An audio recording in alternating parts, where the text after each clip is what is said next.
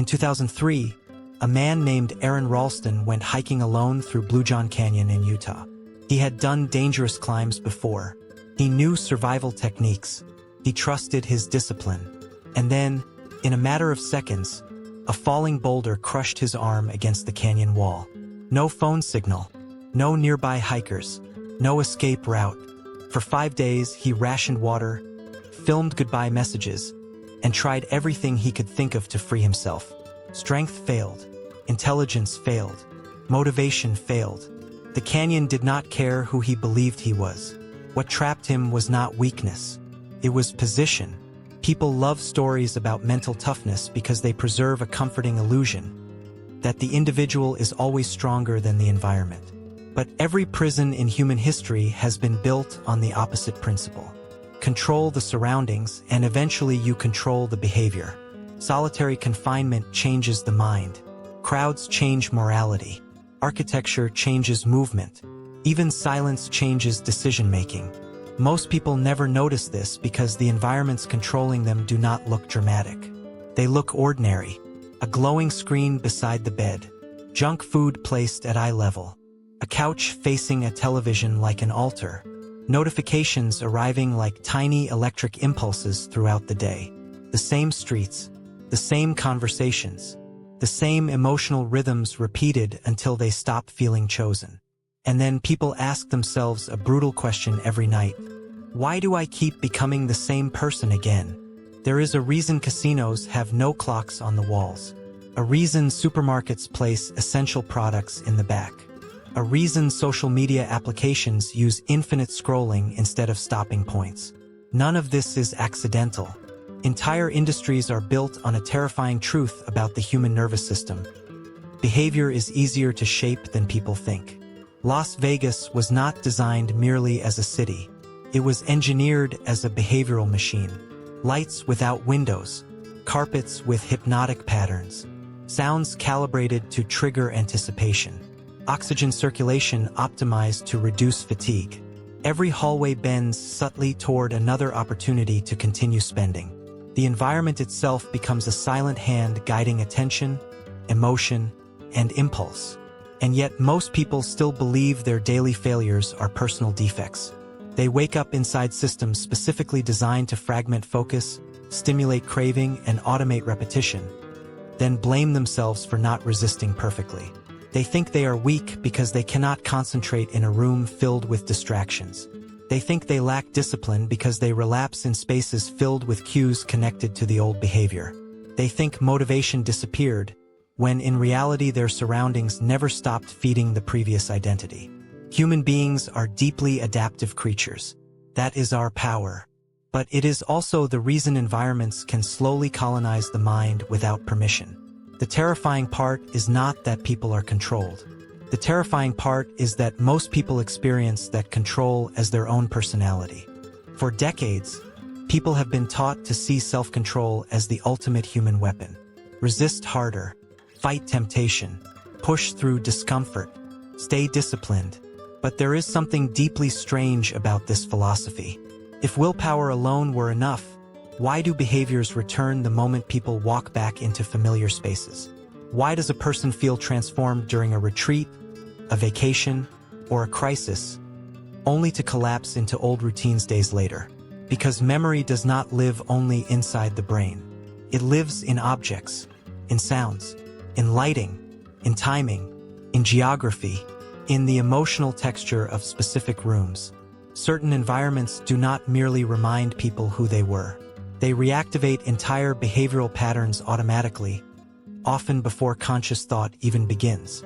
A person trying to change while remaining inside the same emotional architecture is like someone trying to stay dry underwater.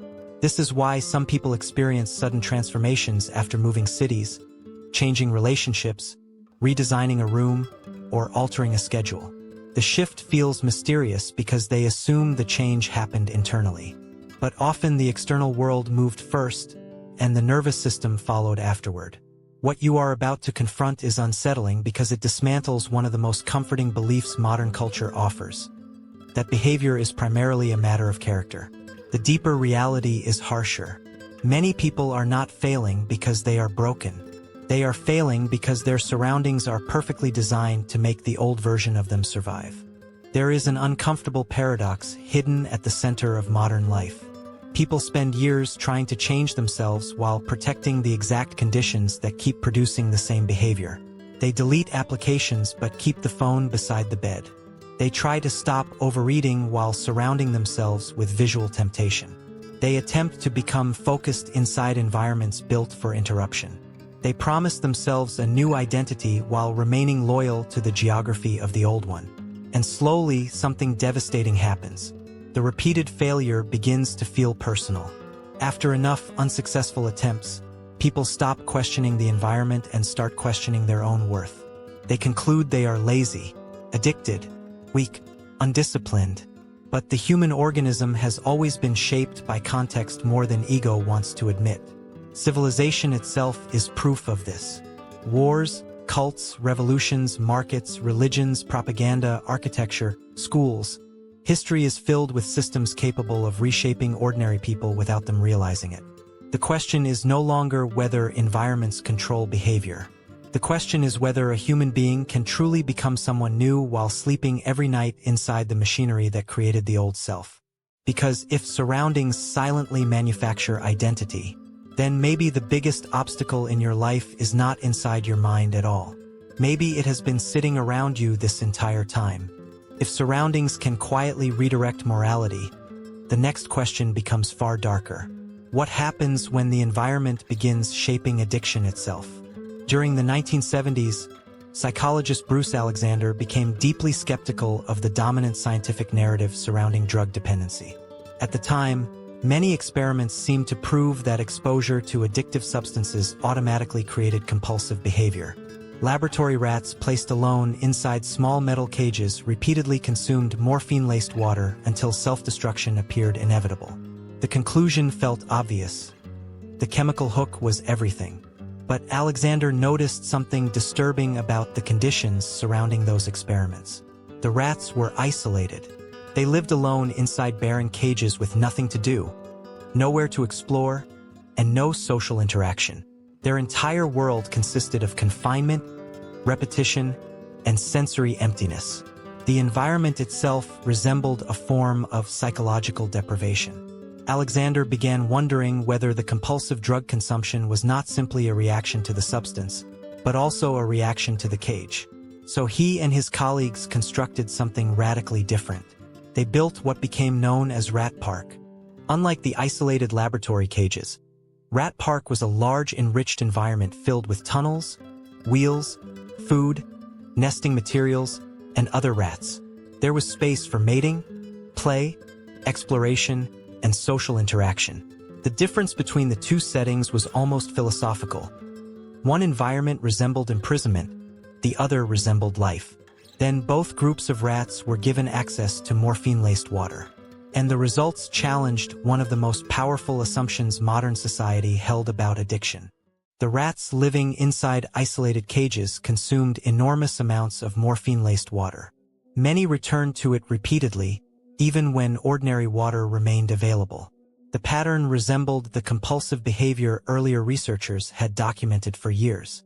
But inside Rat Park, something radically different emerged. The socially enriched rats sampled the drugged water far less frequently. In many cases, they actively preferred ordinary water. Even when morphine was available, the rats surrounded by stimulation, connection, and environmental complexity showed dramatically lower levels of compulsive consumption compared to the isolated rats. This detail shattered a simplistic understanding of addiction. Bruce Alexander was not claiming chemicals had no effect. Morphine still altered biology. But the experiment suggested the environment surrounding the organism could profoundly change the relationship between the organism and the substance. The cage mattered. Isolation mattered. Meaningful engagement with the environment mattered. The implications reached far beyond laboratory animals. Human beings often describe addiction as if it emerges entirely from individual weakness or chemical captivity. But Rat Park introduced an unbearable possibility. Compulsive behavior may intensify when living conditions become psychologically barren. Under deprivation, the nervous system searches desperately for relief, stimulation, or escape. And modern environments create countless forms of invisible isolation. People sit surrounded by screens while feeling socially disconnected. They repeat routines devoid of novelty. They remain trapped in emotional monotony while constantly consuming artificial stimulation. The external world becomes emotionally flat, and the nervous system begins hunting for anything capable of interrupting the emptiness. Sometimes the addiction is not the substance. Sometimes the addiction is the only remaining doorway out of the cage. What made Rat Park so disturbing was not merely the behavior of the rats. It was the mirror it held up to human civilization. Modern societies often frame destructive habits as personal failures detached from context. People are told they lack discipline, lack self-control, lack character. But Bruce Alexander's experiment forced a different interpretation into public consciousness. Perhaps compulsive behavior cannot be fully understood without examining the environment producing it. A nervous system deprived of connection behaves differently from one immersed in meaningful interaction. A mind trapped in chronic stress seeks relief differently from one experiencing safety. An organism placed inside emotional emptiness adapts to that emptiness in whatever way it can. This is why environments quietly shape entire emotional destinies. Isolation alters reward systems. Repetition changes motivation. Deprivation amplifies craving. The brain does not operate separately from surroundings. It absorbs them, reflects them. Eventually, it begins organizing itself around them. And the most dangerous cages rarely look like cages. Sometimes they resemble ordinary apartments filled with passive consumption. Endless scrolling, processed stimulation, predictable routines repeated until the nervous system forgets what genuine engagement feels like. People assume they are making independent choices while reacting automatically to conditions that slowly narrow emotional life into survival and distraction. Rat Park revealed something psychologically brutal. When life becomes emotionally impoverished, artificial relief becomes disproportionately powerful. The frightening question is not why some people become trapped in compulsive behaviors. The frightening question is how many environments quietly manufacture those compulsions every single day. The deeper implication of Rat Park was almost existential. If behavior changes when the environment changes, then identity itself may be far less fixed than people imagine. The isolated rats did not consume morphine because they possessed a defective moral character. Their nervous systems adapted to confinement. Their behavior emerged from the relationship between organism and environment. Human beings do the same thing constantly. People living inside emotionally sterile routines begin craving intense stimulation. People deprived of belonging become vulnerable to compulsive substitutes for connection. Chronic loneliness alters emotional regulation. Environmental stress reshapes attention. Over time, the adaptation becomes invisible because the individual experiences it from the inside. It feels personal, natural, chosen. But adaptation is not always freedom. Sometimes it is survival inside conditions the nervous system was never designed to endure indefinitely. This is what makes environmental influence so difficult to recognize. The cage slowly disappears into normality. People no longer notice how profoundly surroundings shape mood, behavior, cravings, and emotional resilience. They only notice the symptoms emerging afterward: exhaustion, compulsion, numbness, anxiety, escapism, and then they blame themselves for responding exactly as the environment trained them to respond. Rat Park exposed how deeply surroundings can alter behavior without physical force. But there is something even more unsettling than isolation itself. Because once environments begin shaping desire, the human mind can start craving the very conditions that are destroying it. Once behavior begins adapting to the environment, another disturbing possibility emerges. What if many habits people call personal choices were intentionally engineered long before they ever felt natural? In the early 1900s, advertising executive Claude Hopkins was approached with a product considered almost impossible to sell: Pepsodent toothpaste. At the time, brushing teeth was not yet a universal daily ritual in America. Most people simply did not think about toothpaste very much. The product itself was unremarkable. Hopkins understood that improving the formula alone would never create mass behavior. He needed something far more powerful. He needed a trigger. Hopkins began studying human psychology obsessively. He realized habits rarely emerge from logic alone. They emerge from repeated associations between cues, routines, and rewards. Instead of convincing people rationally that brushing mattered, he constructed an emotional problem people had barely noticed before.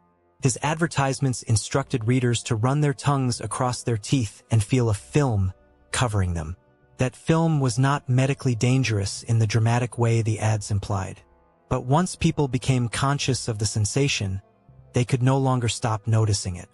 Hopkins had implanted a cue directly into everyday experience. Then came the solution. Pepsodent promised not merely cleanliness, but the rewarding sensation of a fresh, tingling mouth after brushing. The product transformed an invisible sensation into a daily source of discomfort, then linked relief to a repetitive action.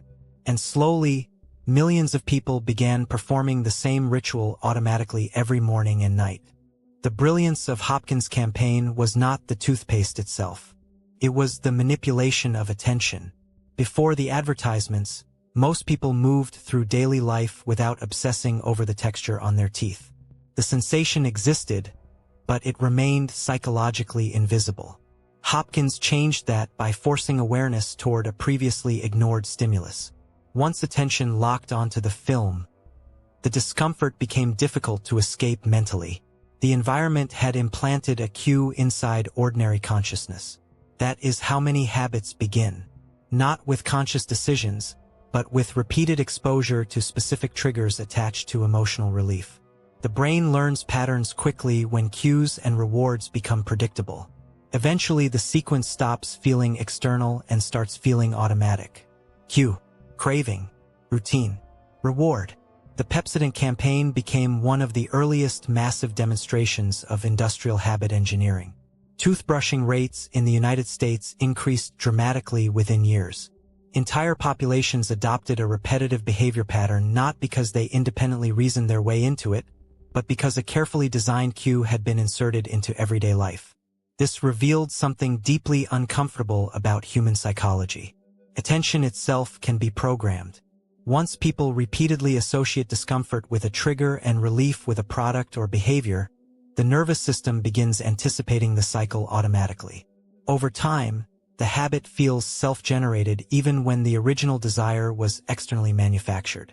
And modern environments are filled with engineered cues competing for psychological control. The phone vibration, the red notification badge, the glowing icon, the endless feed designed to trigger anticipation before conscious thought even arrives. What Claude Hopkins understood decades before neuroscience fully explained it was that repetition changes identity through automation.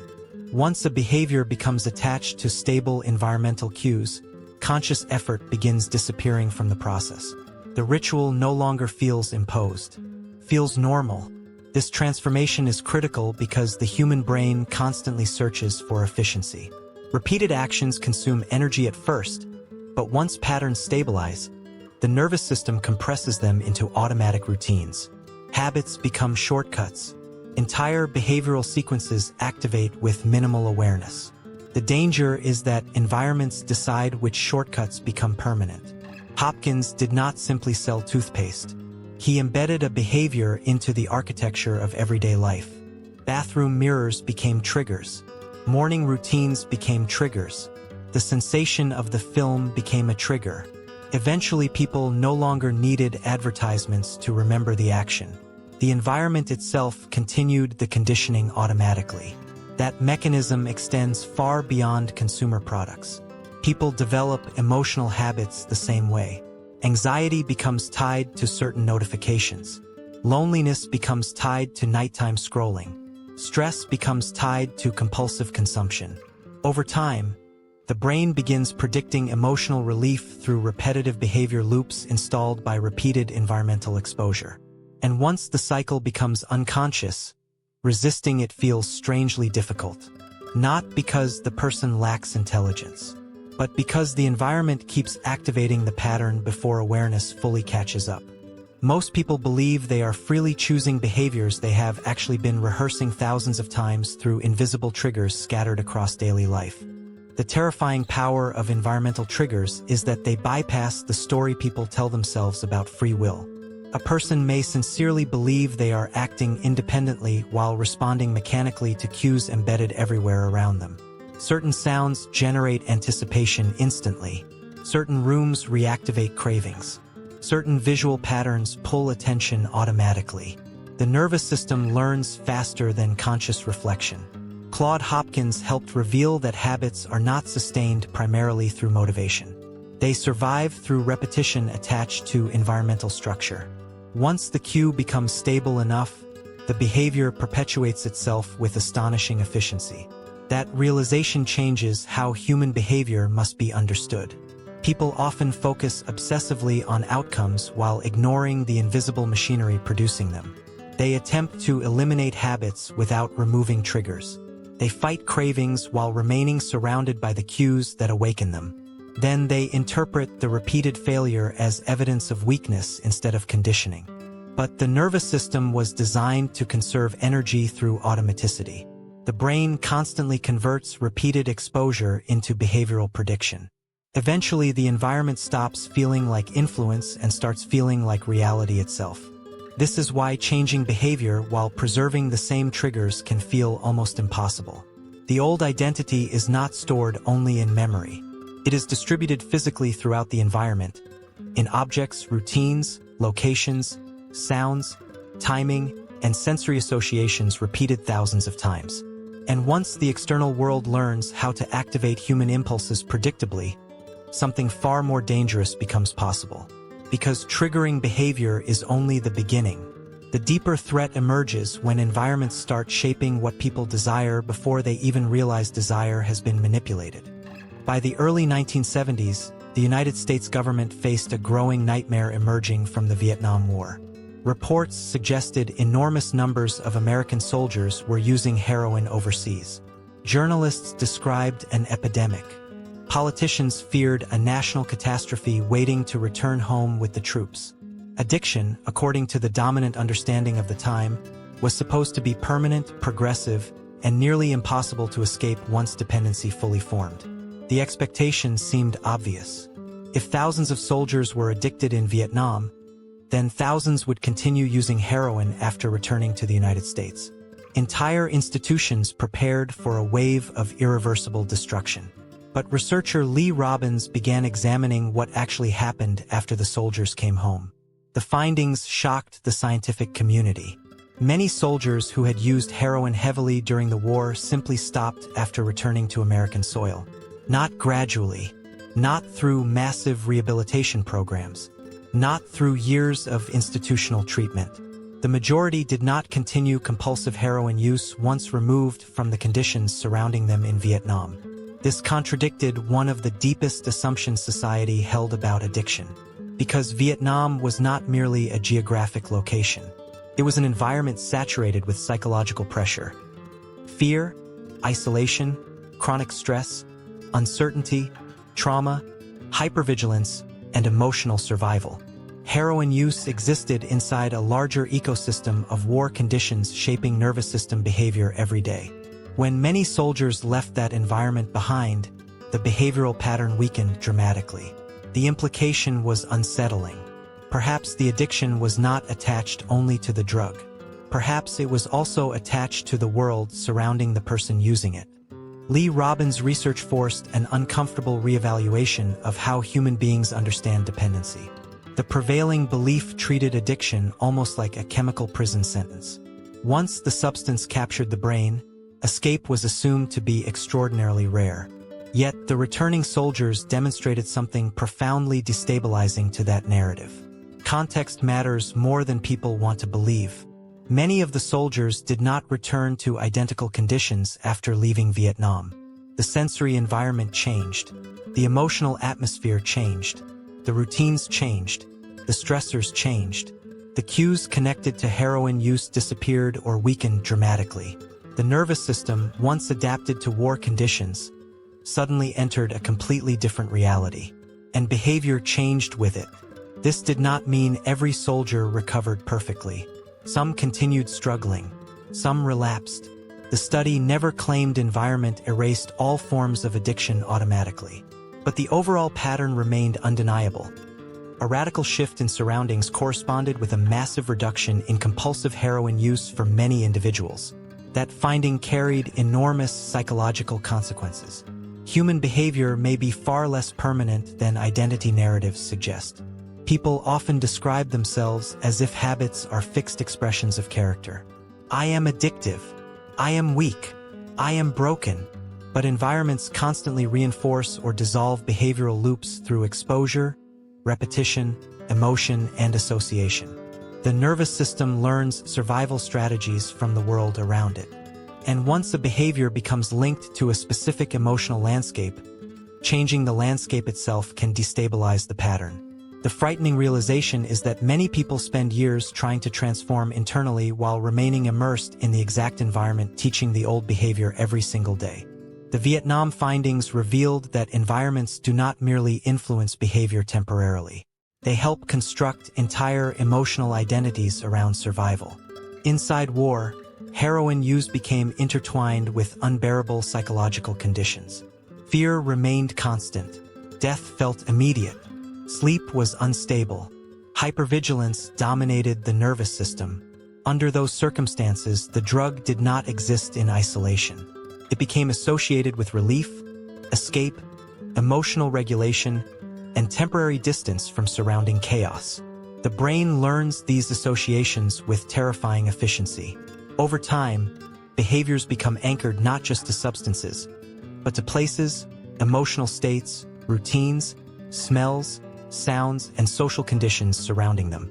The environment itself becomes part of the addiction circuitry. This explains why returning home disrupted the pattern for many soldiers. The cues disappeared. The emotional landscape changed. The nervous system no longer received the same environmental signals reinforcing compulsive use. Identity began reorganizing around a different context. Human beings experience this process constantly without recognizing it. Certain cities sustain specific versions of the self. Certain relationships reinforce destructive emotional cycles. Certain rooms reactivate exhaustion or avoidance automatically. People think they carry habits entirely inside their minds, but behavior often lives distributed throughout the external world. That is why radical environmental change can feel psychologically disorienting. When surroundings shift dramatically, old patterns lose some of the invisible support structures keeping them alive. But the opposite is also true. When people repeatedly return to environments associated with stress, numbness, compulsive escape, or emotional pain, the nervous system often rebuilds the same behavioral loops with astonishing speed. What made the Vietnam study so psychologically explosive was not simply that people changed. It was how quickly change became possible once the surrounding conditions shifted. Modern culture often treats identity as something buried deep inside the individual, stable, permanent, resistant to transformation. But the soldiers returning from Vietnam revealed that behavior can reorganize rapidly when the environment feeding the behavior disappears. The nervous system adapts continuously to context, often more than the conscious mind realizes. This creates a painful contradiction.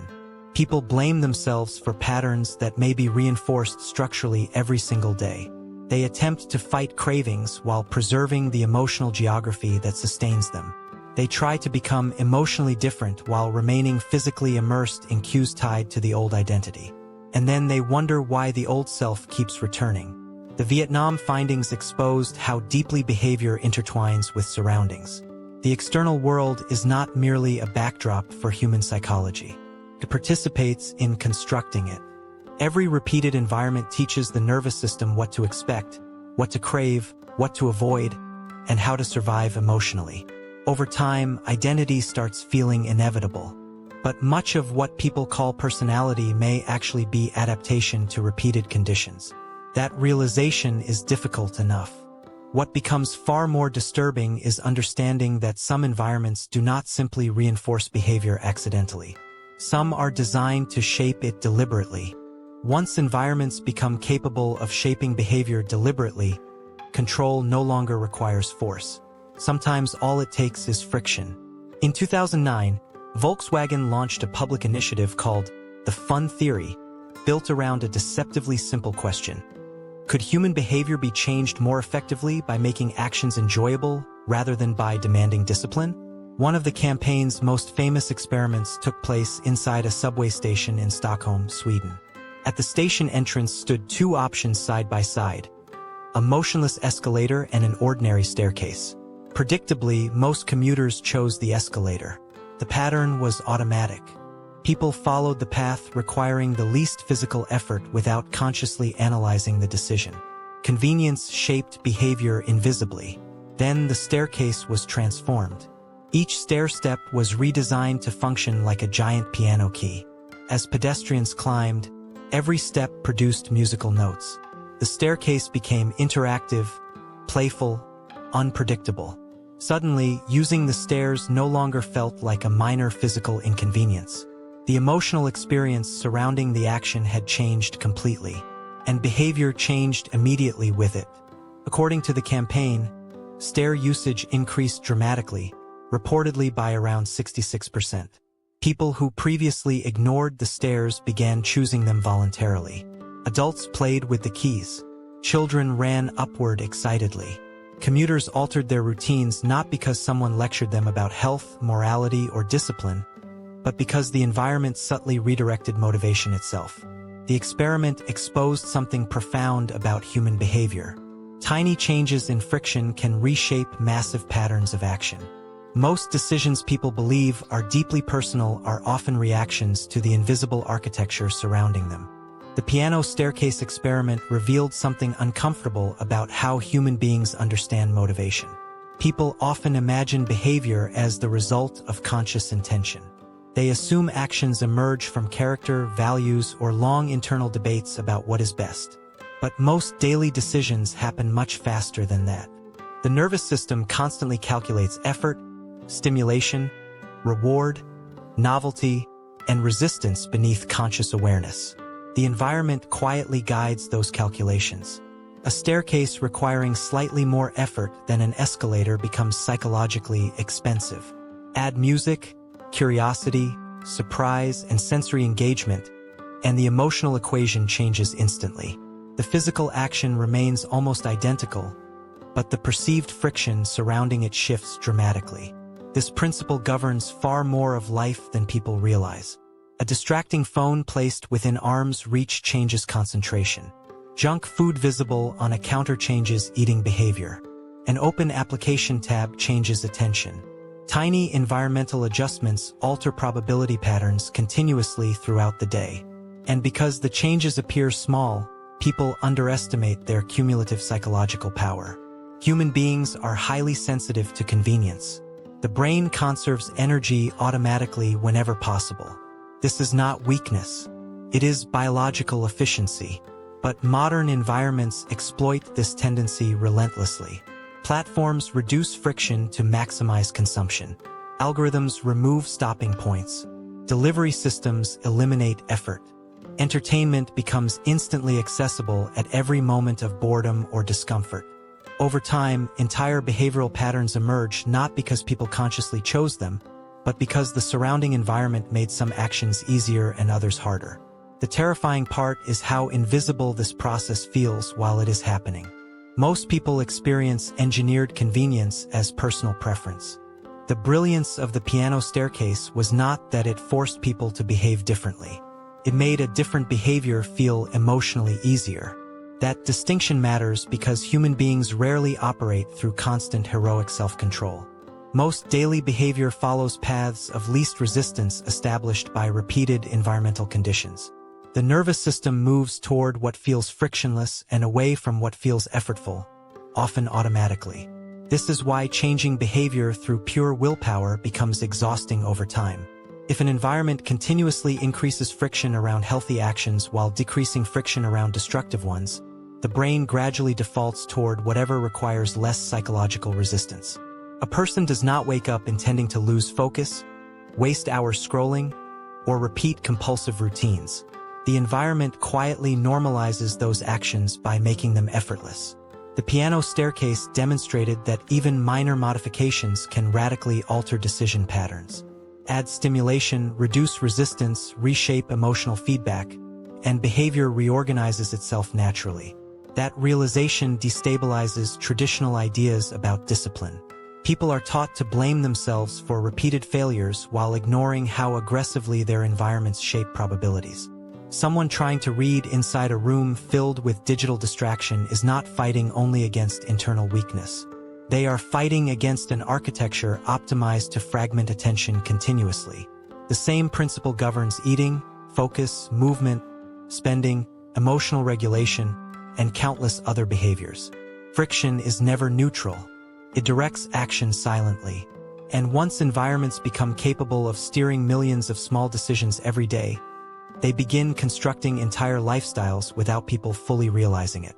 The most unsettling aspect of friction is how quietly it controls human destiny. A few seconds of extra effort repeated every day can completely alter long-term behavior. If healthy actions require slightly more resistance, people gradually abandon them. If destructive behaviors become instantly accessible, repetition accelerates automatically. Over months and years, these tiny environmental pressures compound into identity itself. The piano staircase exposed how little force is actually required to redirect large groups of people. No punishment was necessary. No moral lecture. No motivational speech. A small adjustment in sensory experience changed collective behavior almost immediately. That should raise a disturbing question. If tiny increases or decreases in friction can influence simple actions like taking the stairs, what happens when entire societies are designed around maximizing convenience, stimulation, and passive consumption? Modern environments increasingly eliminate every natural pause where reflection once existed. Food arrives instantly. Entertainment never ends. Attention is continuously captured. The nervous system adapts to immediate reward until effort itself begins feeling intolerable. And once people become conditioned to frictionless stimulation, ordinary reality starts losing emotional intensity. Silence feels empty. Patience feels painful. Focus feels exhausting. The environment slowly rewires emotional tolerance. Most people still believe they are freely shaping their habits while invisible systems shape the ease, difficulty, and emotional texture of nearly every decision they make. But friction is only part of the mechanism, because the human mind can also be manipulated by something far more powerful than convenience: the behavior of other people. Human beings like to believe temptation comes from inside them. Hunger, desire, lack of discipline, weakness. But sometimes temptation is built directly into the structure of the environment itself. In 2005, researcher Brian Wansink conducted one of the most unsettling behavioral experiments ever performed on eating habits. Participants were invited into what appeared to be an ordinary study involving soup consumption. They sat alone at tables and began eating bowls of tomato soup while researchers quietly observed their behavior. What the participants did not know was that some bowls had been secretly modified. Through hidden tubes connected beneath the table, certain bowls slowly refilled themselves while the participants ate. The soup level appeared almost unchanged no matter how much was consumed. Visually, the bowl never reached the psychological signal most people unconsciously rely on to determine completion: emptiness. And behavior changed dramatically because of it. Participants using the self-refilling bowls consumed significantly more soup than those using normal bowls, in some cases nearly double the amount.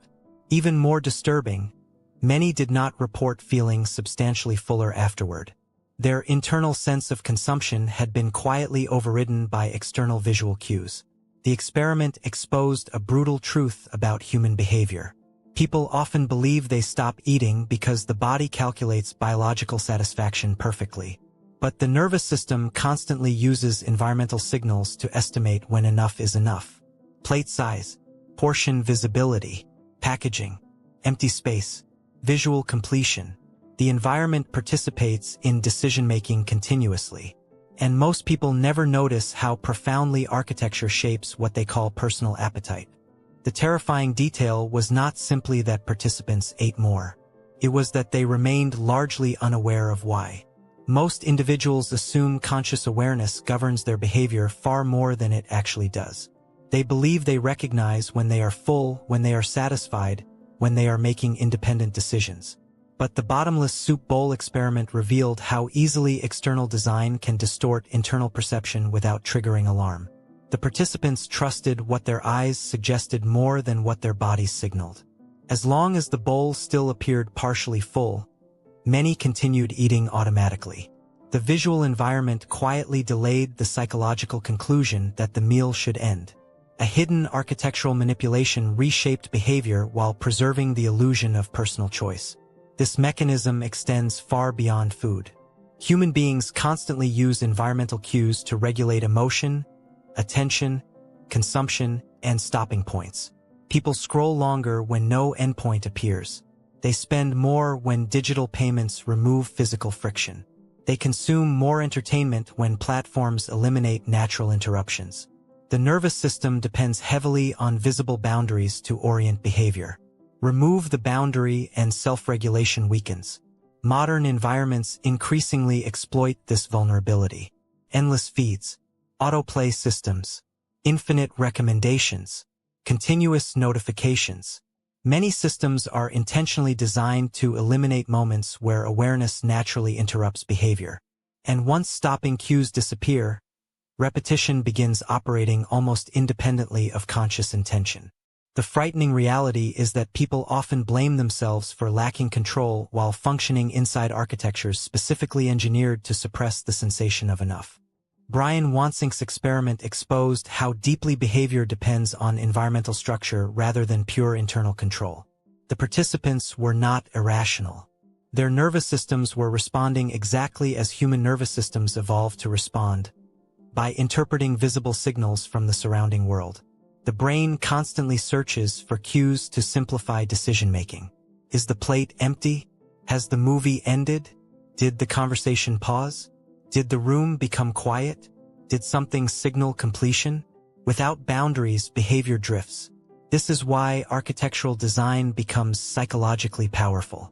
The arrangement of objects, interfaces, lighting, spacing, and visibility changes human action continuously without requiring direct force. Environments create momentum. They encourage continuation or interruption. They normalize excess or restraint. Most people imagine temptation as a dramatic internal battle between desire and discipline. But many compulsive behaviors are sustained mechanically through environmental loops that quietly remove opportunities for reflection. The bottomless soup bowl experiment demonstrated how easy it is to manipulate consumption when awareness relies on external reference points. Human beings do not experience reality directly. They interpret it through cues. And when those cues are engineered strategically, perception itself bends. This realization becomes even more disturbing when applied to modern life. Entire industries study how to maximize engagement by controlling visual feedback, timing, accessibility, and perceived completion. Every removed stopping point increases behavioral momentum. Every endless interface weakens conscious interruption slightly more. Over time, people stop asking themselves whether they truly want something. They simply continue because the environment never clearly told them to stop. The bottomless soup bowl experiment revealed something profoundly destabilizing about human freedom. Self-control is not exercised in isolation from the environment. It depends heavily on the presence of visible limits, natural interruptions, and sensory feedback that help the nervous system regulate behavior. When those structures disappear, people often continue automatically far beyond what they consciously intended. This is not because human beings are inherently weak. It is because perception itself can be engineered. The participants did not realize their behavior was being manipulated because the manipulation targeted the architecture surrounding the decision rather than the decision directly. The bowl altered perception silently, and once perception changed, behavior followed automatically. Modern life increasingly functions through the same principle. People consume information without endpoints, work without boundaries, stimulation without recovery, entertainment without silence. The nervous system loses contact with natural rhythms that once regulated emotional balance. Endless accessibility creates endless continuation. And when continuation becomes automatic, exhaustion begins masquerading as normal life. This creates one of the most dangerous illusions of all: People believe they are making conscious choices while reacting to invisible systems carefully designed to bypass conscious resistance. The frightening truth is that many environments are not merely influencing behavior accidentally. They are optimized to keep behavior going for as long as possible. But architecture alone still does not explain the deepest force shaping human action. Because even stronger than environmental design is the ancient human instinct to follow the crowd, even when the crowd is clearly wrong. The most powerful environment surrounding a human being is often not physical. It is social. In 1951, psychologist Solomon Asch conducted a series of experiments that would expose how deeply group behavior infiltrates individual perception. The setup appeared almost absurdly simple. Participants entered a room believing they were taking part in a visual judgment study. They were shown cards containing lines of different lengths and asked a straightforward question. Which comparison line matched the reference line? The answer was obvious. Under normal circumstances, almost nobody answered incorrectly. But there was a hidden condition. Unknown to the real participant, everyone else in the room had been instructed beforehand to intentionally give the same wrong answer during specific rounds. One after another, the group calmly repeated an answer that was visibly false. The participants sat listening as unanimous error filled the room. Then came the moment of decision. Would the individual trust their own eyes? Or would they align themselves with the collective illusion surrounding them? Again and again, many participants abandoned the clearly correct answer and publicly agreed with the group's false judgment.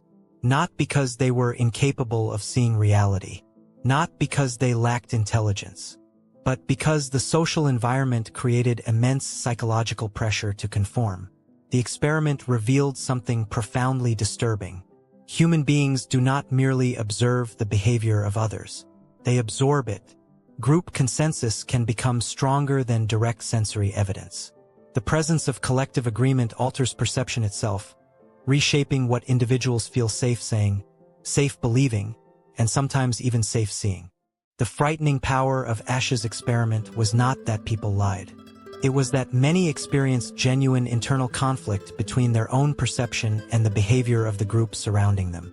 Some participants later admitted they knew the group was wrong but conformed publicly to avoid standing apart. Others reported something even more disturbing. After repeated exposure to unanimous agreement, they began doubting their own senses. The collective atmosphere destabilized confidence in direct reality itself. This reveals an ancient survival mechanism embedded deeply inside the human nervous system. For most of human history, isolation from the tribe could mean death. Social belonging was not merely emotional comfort. It was protection, survival, food, identity, and security. The brain evolved to monitor group behavior constantly because remaining aligned with the collective increased chances of survival. That instinct still operates today. People unconsciously adjust speech, opinions, clothing, desires, emotional reactions, and even moral judgments according to surrounding social environments. Entire behavioral patterns spread through imitation long before conscious reflection begins. The nervous system asks invisible questions continuously. What is normal here? What gets accepted? What gets rejected? What keeps me connected to the group? Most people believe their decisions emerge independently from personal conviction. But social environments shape identity with extraordinary force. Repetition normalizes behavior. Collective habits become psychological gravity. Over time, individuals stop recognizing where their authentic preferences end and social adaptation begins. And once a group normalizes distortion consistently enough, even obvious falsehoods begin feeling emotionally safer than truth. The Asch experiments exposed how social environments silently construct reality around the individual. Human beings do not simply inherit beliefs through logic. They absorb emotional certainty from the people surrounding them. Confidence itself becomes contagious. If everyone around a person behaves as though something is normal, the nervous system gradually lowers resistance to it. Repetition creates familiarity. Familiarity creates emotional safety.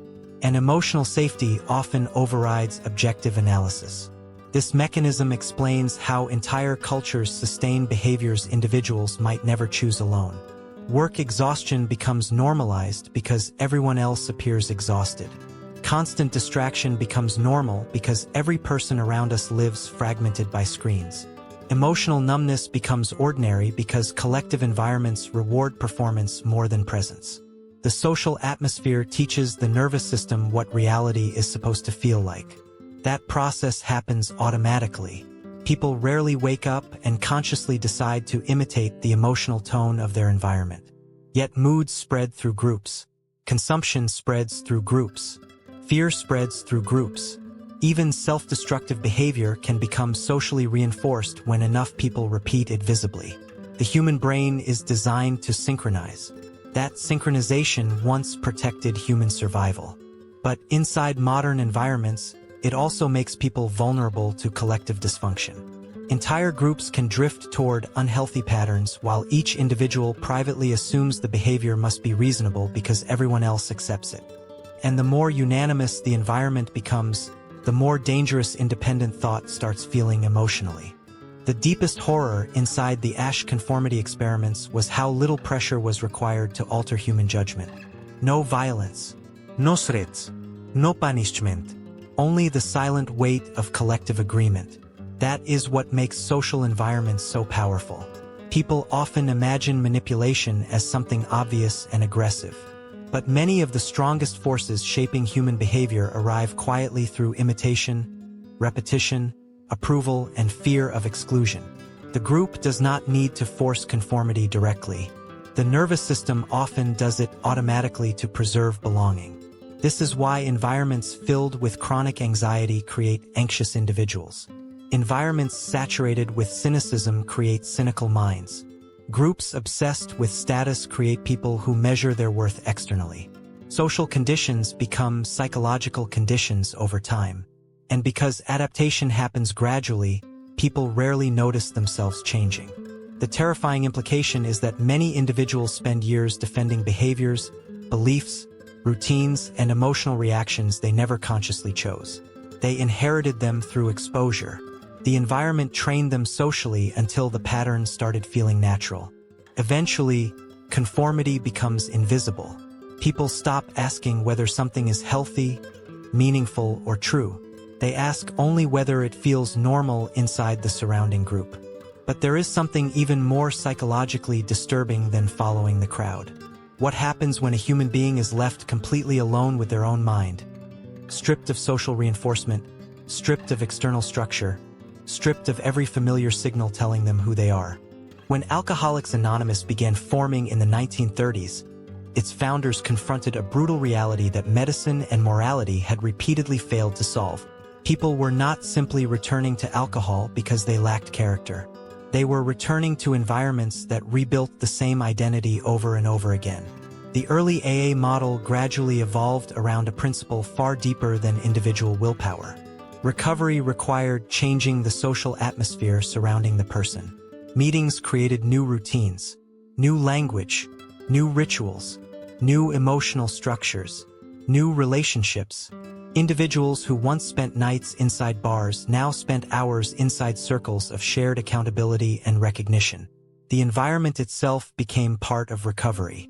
This mattered because addiction rarely exists in isolation.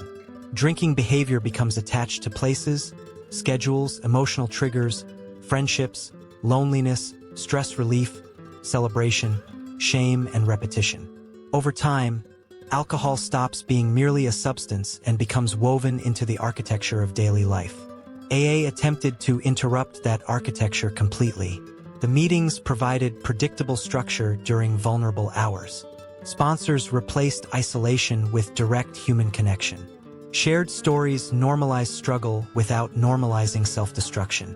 Repetition slowly reshaped identity from person trapped alone into person participating in recovery. And perhaps most importantly, the social environment changed. The individual no longer existed exclusively inside circles reinforcing the old behavior. A different collective atmosphere began teaching different emotional expectations. This revealed something most people resist accepting. Lasting transformation often requires rebuilding the surrounding world, not merely fighting internal impulses harder. The deeper insight inside the AA recovery model was that identity changes through repeated participation in new environments. A person cannot endlessly rehearse the same routines, inhabit the same emotional atmosphere, surround themselves with the same behavioral cues, and expect the nervous system to construct a radically different self automatically. The brain adapts to repetition. Whatever surrounds a person repeatedly begins feeling normal, expected, familiar. AA understood this intuitively long before modern neuroscience popularized similar ideas. Meetings were not merely conversations about alcohol. They functioned as environmental replacement systems. Individuals entered rooms where sobriety became socially visible, emotionally reinforced, and collectively protected. The group created new norms around honesty, accountability, vulnerability, and survival.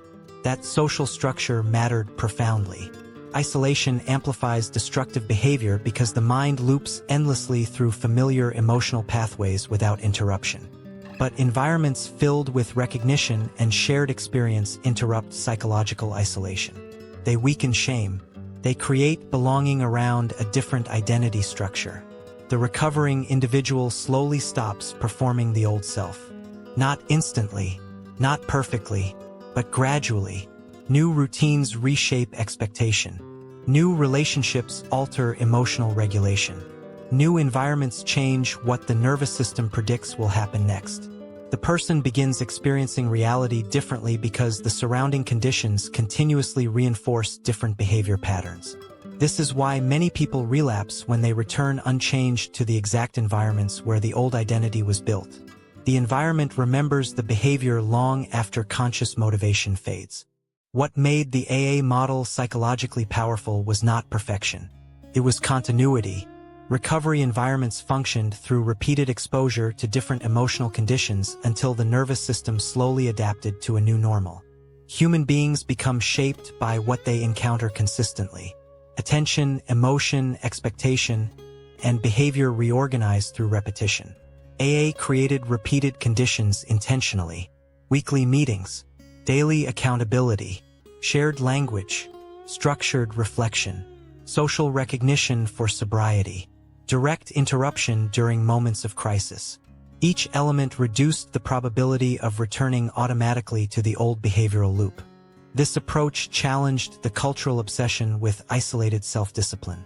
The recovering individual was not expected to survive entirely through private strength while remaining submerged in destructive surroundings. Instead, recovery became collective, environmental, rhythmic. That distinction matters enormously. People often fail because they attempt transformation while preserving every structure reinforcing the previous identity. The same apartment, the same social group, the same nightly routines, the same emotional triggers. They expect internal change while maintaining external repetition. But the nervous system learns through immersion. AA demonstrated that changing context repeatedly can slowly alter what feels emotionally natural. Over time, sobriety stops feeling like constant resistance and begins feeling like a socially reinforced identity supported by the surrounding environment itself. This is why environments can either imprison behavior or liberate it. And the most dangerous environments are often the ones people stop noticing because they have lived inside them for too long. The central lesson buried inside the history of Alcoholics Anonymous is deeply unsettling. Human beings are far less independent than they imagine. Behavior is constantly negotiated between the nervous system and the surrounding environment. Social circles reinforce identity. Physical spaces trigger memory. Repeated routines construct emotional expectation. Over time, entire personalities emerge through adaptation to context. AA succeeded for many individuals not because it magically erased suffering, but because it replaced isolation with structure, replaced destructive reinforcement with collective accountability, and replaced old environments with new emotional ecosystems capable of sustaining different behavior. That is what makes environmental reconstruction so powerful. A person trying to change while remaining fully immersed in the architecture of the old self is fighting against continuous psychological reinforcement every hour of the day. The environment quietly rebuilds the previous identity faster than motivation can resist it. Most people spend years trying to become stronger, Far fewer realize they may need to become strategically unreachable to the conditions shaping the old behavior in the first place. Because every environment teaches the nervous system something: what to crave, what to fear, what to repeat, what to become. And the most important question may not be whether a person truly wants to change. It may be whether the world surrounding them still rewards remaining the same. Most people spend years declaring war against themselves without realizing the battlefield was chosen long before they arrived. They wake up surrounded by cues that reactivate the same emotional states automatically. The same phone beside the bed, the same notifications, the same exhausted conversations, the same lighting, the same isolation, the same silent triggers woven into ordinary routines. Then they ask why change feels impossible. But the nervous system does not wake up each morning as a blank slate. It wakes inside an atmosphere already shaping attention before conscious thought fully returns. Environment acts first. Awareness reacts second. That order changes everything. Because people often imagine discipline as the ability to resist temptation continuously. But constant resistance drains cognitive energy rapidly. Human beings are not designed to maintain endless psychological combat against surrounding conditions every hour of the day. Eventually, fatigue wins. And when people fail inside environments engineered around distraction, overconsumption, passivity, or emotional exhaustion, they interpret the collapse personally. They call themselves weak, lazy, broken, unfocused. Meanwhile, the environment remains untouched. The room continues training the same behavior. The social circle continues reinforcing the same identity. The architecture continues rewarding the same impulses. The person changes nothing except the intensity of self-hatred. This is why so many transformations collapse quietly after moments of temporary motivation. Motivation enters an unchanged system and slowly gets absorbed by it. The environment waits patiently. It does not argue. It simply repeats itself until the nervous system returns to familiar patterns automatically. And repetition is almost always stronger than intention alone. There is another reason environments become so powerful over time. The brain begins protecting familiarity even when familiarity causes suffering. Human beings adapt emotionally to repeated conditions with terrifying efficiency. A chaotic environment eventually feels normal. Constant anxiety becomes predictable. Emotional neglect becomes familiar. Even destructive routines can create a strange psychological comfort simply because the nervous system knows what to expect. Predictability reduces uncertainty, and uncertainty feels dangerous to the brain. This is why many people unconsciously return to patterns they consciously claim to hate. The old environment may be painful, but it is emotionally mapped. The nervous system understands its rhythms, its threats, its rewards, its rules. Change introduces ambiguity, and ambiguity activates fear. A new routine feels unnatural at first not because it is wrong, but because it interrupts neurological prediction. The brain temporarily interprets unfamiliarity as potential danger. People mistake that discomfort for failure and retreat toward the old environment where emotional navigation requires less energy. This creates one of the cruelest psychological traps imaginable. People believe the old behavior must secretly be what they truly want because returning to it feels relieving in the short term. But often the relief has nothing to do with happiness. It comes from reducing uncertainty by re-entering a familiar system. The nervous system chooses predictability before fulfillment far more often than people realize. That is why environments do not merely influence behavior. They define what the brain gradually experiences as emotionally survivable. Modern life has transformed environmental manipulation into an industrial science. Entire systems compete to capture attention, prolong engagement, intensify consumption, and eliminate interruption. Human impulses are measured, tested, optimized, and redesigned continuously through algorithms, architecture, advertising, interface design, and behavioral prediction. The environment no longer waits passively around the individual. It adapts aggressively. Every vibration seeks reaction. Every recommendation seeks continuation. Every infinite feed seeks behavioral momentum. And because these systems operate gradually, people rarely experience the manipulation as coercion. They experience it as personal preference. That illusion is the most dangerous part. A person believes they freely chose the distraction, the habit, the dependency, the endless stimulation. Meanwhile, invisible systems study which emotional vulnerabilities produce the longest engagement and quietly restructure the environment around those weaknesses. The battlefield has become asymmetrical. One side uses exhausted human attention.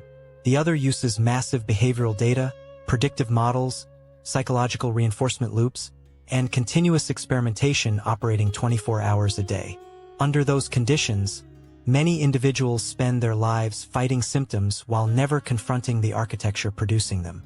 They try to become mentally stronger inside systems specifically designed to weaken sustained awareness. And slowly, something terrifying begins happening. People stop recognizing silence. Stillness feels uncomfortable. Presence feels empty. Unstimulated reality starts feeling emotionally insufficient. The environment does not merely shape behavior anymore. It begins reshaping what human beings are capable of tolerating psychologically. Perhaps the most unsettling truth is that environments do not simply surround human beings. They enter them. Every repeated sound, every emotional atmosphere, every social expectation, every visual cue, every routine leaves psychological residue behind. The nervous system absorbs patterns constantly until entire ways of thinking begin feeling automatic. People call it personality. But much of what they call personality may simply be adaptation repeated long enough to feel permanent. This changes the meaning of freedom completely. Freedom is not merely the ability to make choices inside any environment. A person drowning in engineered distraction, social pressure, emotional exhaustion, and constant stimulation is not choosing from neutral ground. Their nervous system is already being shaped before conscious thought fully activates. The environment speaks first. And if that environment repeatedly trains fear, passivity, impulsivity, dependency, or numbness, eventually the individual stops noticing the training because it becomes indistinguishable from identity itself. That is why some people spend entire lives trying to fix themselves while defending the exact conditions destroying them. They protect the routine, protect the group, protect the noise, protect the architecture of the old self. Because changing behavior is painful. But changing environments means confronting who the person becomes without them. And sometimes the most terrifying realization of all is this: you were never fighting yourself. You were fighting a world that had already taught your nervous system who to be. Human beings like to believe their moral values remain stable under pressure. They imagine compassion as something permanent, fixed, reliable, a quality rooted deeply enough inside the personality that circumstances cannot easily corrupt it. But in 1973, psychologists John Darley and Daniel Batson at Princeton University designed an experiment that exposed how fragile morality becomes when the environment quietly shifts around it. The participants were seminary students, young men preparing for religious vocations, individuals who had dedicated significant portions of their lives to studying ethics, compassion, spirituality, and moral responsibility. Some were even instructed to prepare a talk about the biblical parable of the Good Samaritan, a story centered entirely around helping a suffering stranger. Then the researchers changed something deceptively small: time pressure. Some participants were told they had plenty of time before reaching the next building where they would give their presentation. Others were told they were already late and needed to hurry immediately. On the path between buildings, each participant encountered a man slumped in a doorway, coughing, groaning, visibly distressed. The situation appeared urgent. Human suffering sat directly in front of them. And yet many of the students under high time pressure walked past the man without helping. Some stepped over him entirely. The experiment revealed something profoundly disturbing about human behavior. Personal values alone were not determining action.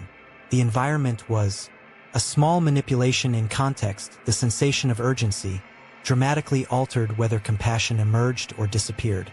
The surrounding conditions quietly overpowered the identity the participants believed they possessed. The most unsettling part of the Good Samaritan experiment was not simple indifference. It was contradiction. Many participants who ignored the suffering man were not cruel people. They were individuals actively preparing speeches about morality and compassion moments before encountering someone apparently in need of help. Their conscious identity and their actual behavior separated instantly under environmental pressure. This is what makes context so dangerous. Human beings assume behavior flows directly from belief. They think values automatically translate into action. But the nervous system responds first to immediate conditions: urgency, distraction, social expectation, time scarcity, perceived pressure. The environment enters decision-making before conscious morality fully activates. That realization fractures one of the most comforting illusions people carry about themselves. Most individuals believe they would act differently under difficult circumstances. They imagine integrity as something solid enough to survive stress automatically. But the Princeton experiment suggested something darker. Even morally motivated individuals can become psychologically narrowed by environmental demands. Under time pressure, attention contracts. Peripheral awareness weakens. Compassion competes against urgency and often loses. Not because empathy disappears completely, because the environment reorganizes priorities at the neurological level. The participants rushing between buildings were not necessarily deciding, "I do not care." Many were likely trapped inside an internal tunnel where reaching the destination felt psychologically dominant over everything else occurring around them. And once urgency captures attention completely, human suffering can become almost invisible, even to people who sincerely believe compassion defines who they are. The Good Samaritan experiment exposed a terrifying truth about human identity. People are often far less consistent than they imagine. Most individuals build internal narratives about who they are: compassionate, disciplined, patient, courageous, ethical. But those identities exist inside environmental conditions that constantly shape whether those qualities actually emerge in behavior. A person may genuinely value health while living inside a structure engineered around exhaustion and convenience. A person may value presence while existing inside endless interruption. A person may value kindness while moving through environments saturated with stress and emotional overload. The nervous system adapts to surrounding demands continuously. This means behavior cannot be understood purely as personal character. Human action is deeply contextual. Small environmental pressures alter perception, narrow awareness, redirect attention, and restructure decision-making in ways people rarely notice consciously. The seminary students were not monsters. They were human beings experiencing cognitive pressure strong enough to distort moral responsiveness temporarily. The experiment demonstrated how quickly environmental forces can overpower abstract values when the brain becomes focused on urgency and task completion. And modern life manufactures that state constantly. Schedules compress attention. Notifications fracture awareness. Deadlines accelerate behavior. Stress narrows perception. Under those conditions, people begin operating mechanically. They move through environments reacting rather than consciously choosing. Gradually, the surrounding structure starts determining behavior more consistently than deliberate intention does. Most people never recognize this shift happening. They continue believing their actions reveal stable character while invisible environmental forces quietly rewrite what they are capable of noticing, feeling, and doing. Perhaps the most painful implication of the Princeton experiment is that human beings consistently overestimate the power of intention. People assume wanting to be good guarantees moral action. Wanting to focus guarantees attention. Wanting to change guarantees transformation. But environments operate continuously whether a person notices them or not. The architecture surrounding daily life silently trains perception. It decides what captures attention, what feels urgent, what becomes invisible, and what the nervous system learns to prioritize automatically. Over time, repeated exposure shapes behavior more effectively than isolated moments of motivation ever could. This creates a brutal contradiction inside modern existence. Individuals blame themselves for failing to live according to their values while remaining immersed in systems that repeatedly condition opposite behavior. They attempt self-improvement without altering the environmental machinery shaping their reactions every day. The result is psychological exhaustion. People fight themselves endlessly without realizing much of the conflict originates outside conscious awareness. The surroundings continuously pull behavior toward whatever the environment rewards most consistently. Speed, distraction, urgency, stimulation, repetition. And eventually, many stop trusting themselves entirely. Because when behavior repeatedly contradicts identity, the individual begins feeling morally fractured, weak, inauthentic, ashamed. They believe something inside them is broken. But the terrifying possibility raised by the Good Samaritan experiment is far more uncomfortable. What if many human failures are not simply failures of character? What if entire environments quietly manufacture the behaviors people later mistake for who they truly are?